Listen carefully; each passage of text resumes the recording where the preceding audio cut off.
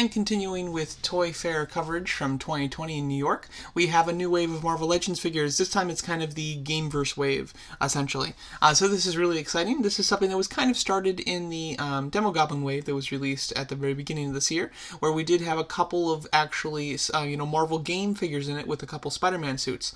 Now we have that, but to a further extent. This wave consists of 4 comic figures and then 3 movie figures, with the Build-A-Figure also being, excuse me, I said 3 movie figures. I mean 3 game figures, with the Build-A-Figure also being a game figure. So that's quite exciting, I would say. For me personally, just so you know where I stand, I'm not big on the games. I don't plan to play this game. I'm just not a big gamer myself. And to be honest, it doesn't intrigue me the way that the Arkham games did, where even though I didn't play those games, I was still really into them and watched the walkthroughs and stuff. I don't think I'm that into it this go around, to be honest. So for me, I'm not big on the game figures, just for me personally. But I do know that a lot of people who are going to be into the game are going to really enjoy the game versions of these figures. Captain America and Iron Man, I think, look great. Captain America, his bulkier version of the suit is really interesting. I'll be curious to see if in the game there's a particular reasoning for that they give. But he has a very unique style to him, which I think looks very cool. He does not come with a Build-A-Figure piece, though. Unnecessary to buy that one if you want the Build-A-Figure. Then next up we have Iron Man. Iron Man looks quite neat. He has a very paneled-like styled suit. It's not very smooth. It looks more rigid, which I think looks very neat. And then he comes with your standard, blast effect pieces and the leg for Abomination. Then Miss Marvel.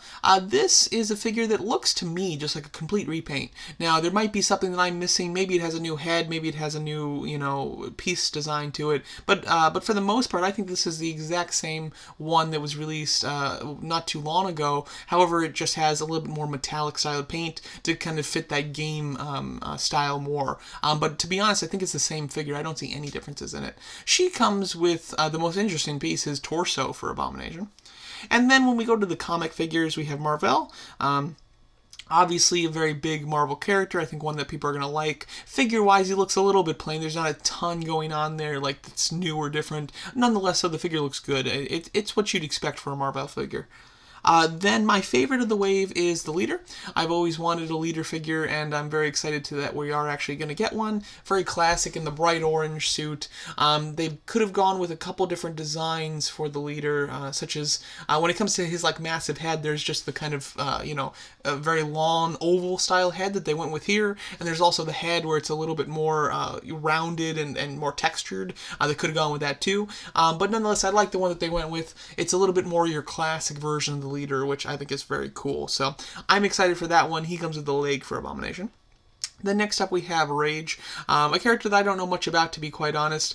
Figure-wise, he looks fine. Nothing too fantastic or unique.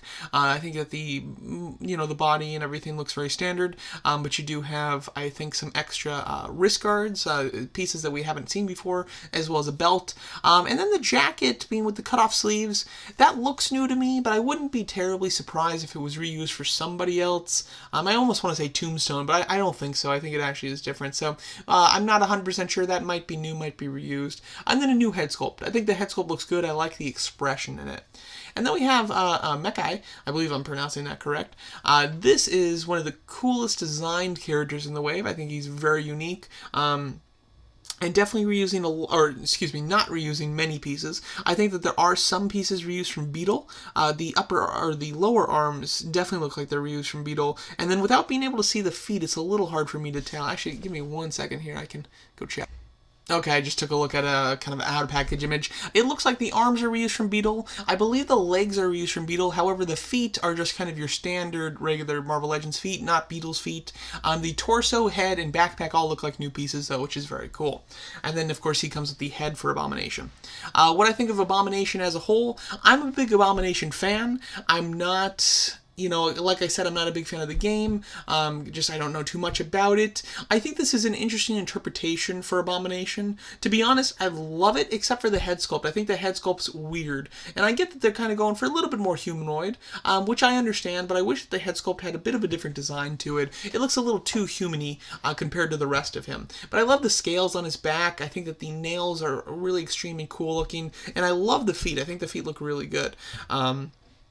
But personally, because he's a game figure, although I would like him, I'm not going to get this one, to be honest. I'm trying to cut back on Marvel Legends a little bit, and this wave for me is a pretty easy skip for the most part.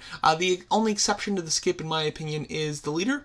The leader I absolutely want, and I'm definitely going to get him. I've actually already pre-ordered him.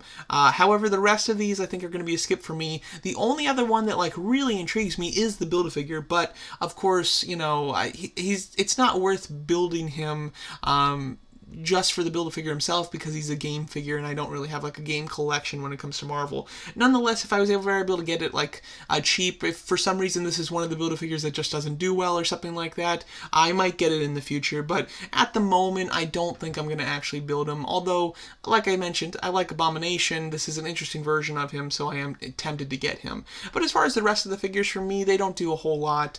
The game ones I don't need just because I'm not big on the game. Marvel, Rage, and Mechai, I think some of them have interesting looks, and when it comes to Marvel, it's a very interesting character. However, I'm just not really needing those figures.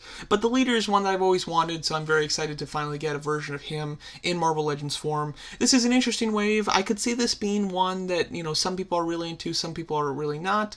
I almost think, since they went with the Build-A-Figure being from the game, I almost think that they should have just made it an entire game wave, because I know they have some other game figures coming out, but they're kind of being released like as single packs and things like that. So I think that it might have been better just to make it an entire game wave, and even take the 2 Spider-Man figures that were released in the previous wave and include it in this wave. I think that would have been better, more effective, just to do a whole game wave, so that people who are fans of the game are just stoked, and then people who are not, game people just would kind of pass on the wave. I think that would be a little bit better than what they decided to do, doing a mashup, but making the Build-A-Figure a game character. That's a little odd in my opinion. But there you go, that's my thoughts on this new Marvel Legends wave. That's my thoughts on the actual figures in it, as well as the Build-A-Figure. Well, let me know what you guys think of my thoughts, and what you guys think of the wave in general, as well as the Build-A-Figure, and thanks so much for watching.